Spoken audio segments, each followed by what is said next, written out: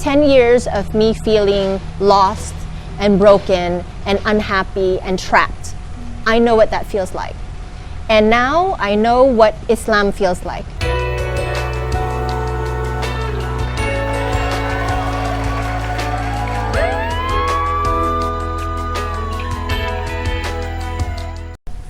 Assalamualaikum alizakim. Alaikum salam warahmatullah. It's very nice to meet you. Alhamdulillah, how are you? Alhamdulillah. Thanks for having me on the show. Okay, inshallah. Okay, let's move on to first questions. Okay. Can you share a little bit about your background? Okay, well, as you know, my name is Aliza. It's my original name. I didn't change it because the fiqh is that you don't have to change it unless it's a meaning that is not permissible in Islam. So I chose to keep my name, alhamdulillah. Before this, I was living in the United States. I'm actually American born and raised. My heritage is Thai, alhamdulillah. I was actually born as a Christian. Into quite a religious family. My father was a Christian clergyman, so that means, okay, let me just clarify, he's not a Catholic priest. Priests cannot get married, okay? My father was a Protestant clergyman, and this side, the Protestants, they can get married. Okay, so I was born into a family like that, a religious family who loves God, who believes in God, who believes that our life is an act of service.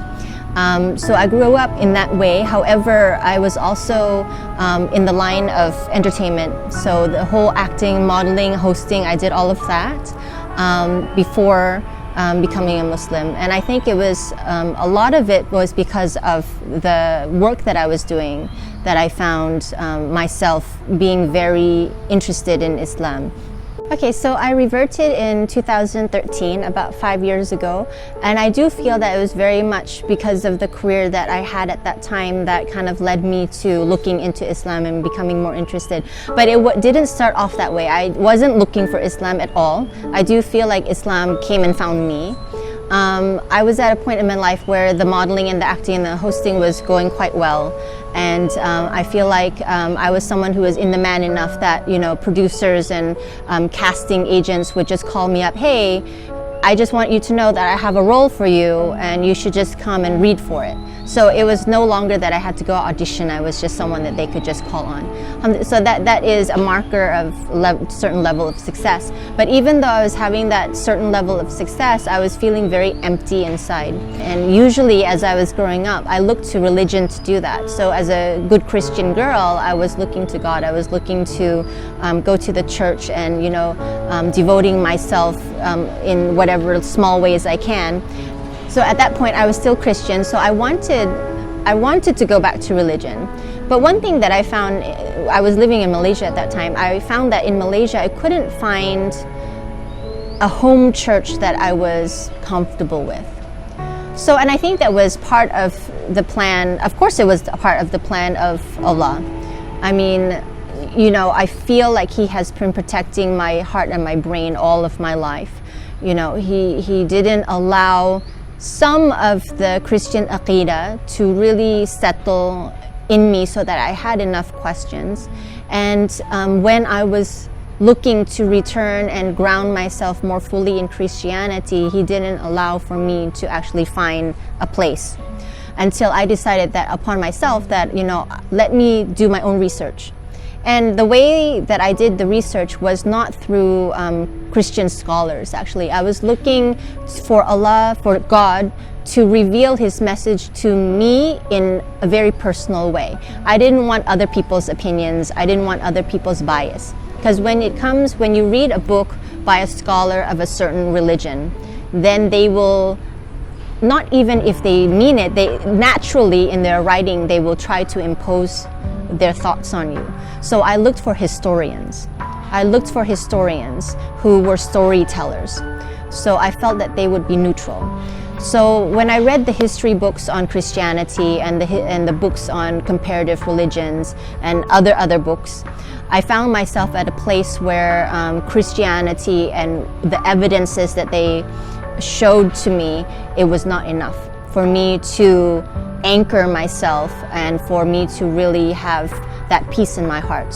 So I started with Judaism. I actually grew up with a lot of wonderful Jewish children and also Jewish teenagers as I was, you know, in America. And just a quick point, let's not condemn all of the Jews, because there are some really wonderful, kind Jewish people out there.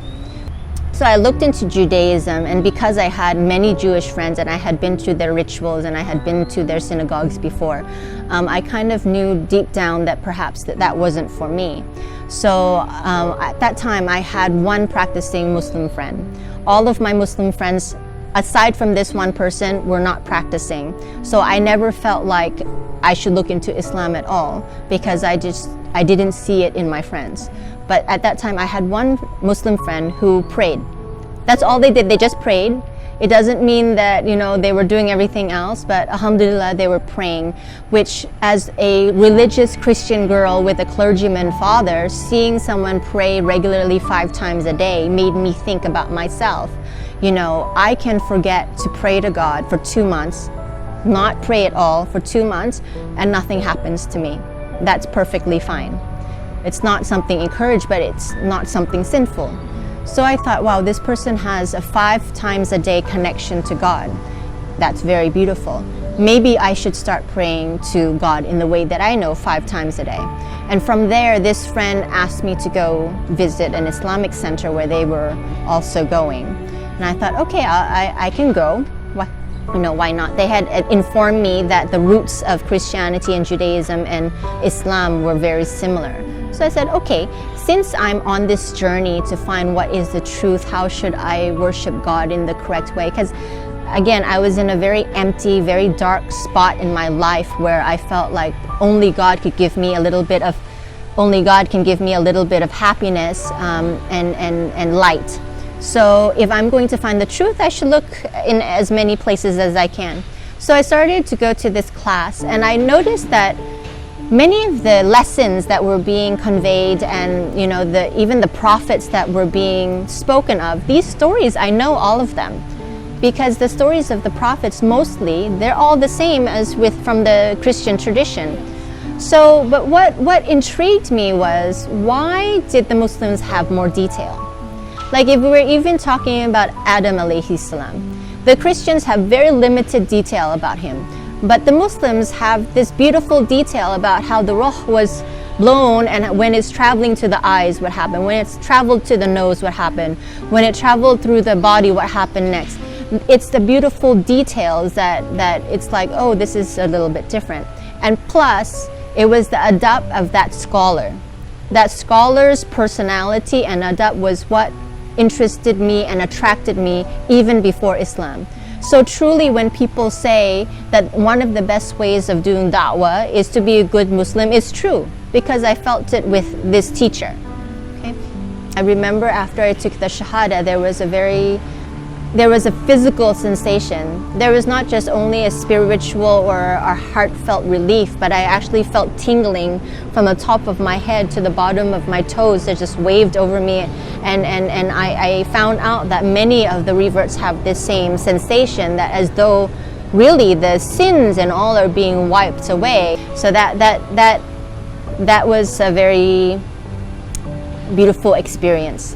Now, I guess you would also be interested in, you know, how did my parents and how did my friends and everyone else react? Well, it was a journey as well. I often, when I speak to people who want to revert, you know, I tell them, if you haven't told your parents yet, you need to make a strategy. Okay?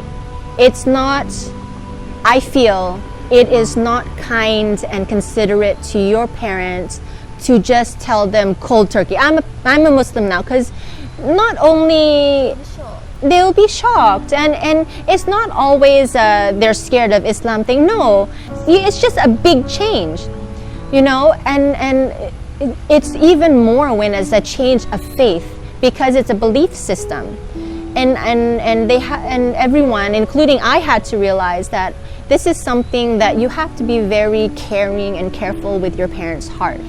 Because not only they're gonna, you know, be insecure because they maybe they don't know a lot about Islam, but they're also seeing their son or daughter change from who they know. That's I'm sure that's very scary for a parent. Yes. Are you going to be okay? Who are you going to become that I don't know? So I took steps to make sure that my parents' heart was protected. And so I gave the information to them a little bit at a time. And each time I gave them a new piece of information, I would go on a trip or go on something with them to let them know and show them with an experience that I'm still the same, but hopefully I'm getting better. Okay, so when I actually reverted, it was very smooth. When I told, I actually only told them 1 year after, but I took my time to reveal to them. When I finally told them, no problem at all. Absolutely no problem with my parents at all. My relatives also were fine. They only asked me one question only, is what can they feed me? So the only thing that the only thing they were worried about is what I'm going to eat from now on. So about the food, did they ask alizakim about why Muslim cannot eat pork? I think they didn't, because most of my family is in Thailand, where there are a lot of Muslims as well, and so they know quite well that Muslims don't eat pork. I don't think they didn't need to know why. They just know, okay, you don't eat pork.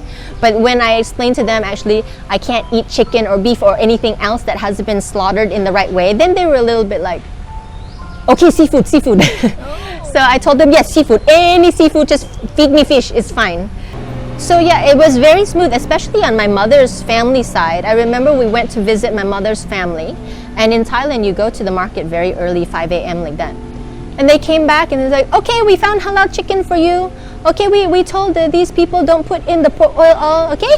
We settled it, everything. I didn't have to tell them anything. They settled it for me. And then actually when I woke up for Fajr, they were already back. And even one of my aunties, did you pray yet?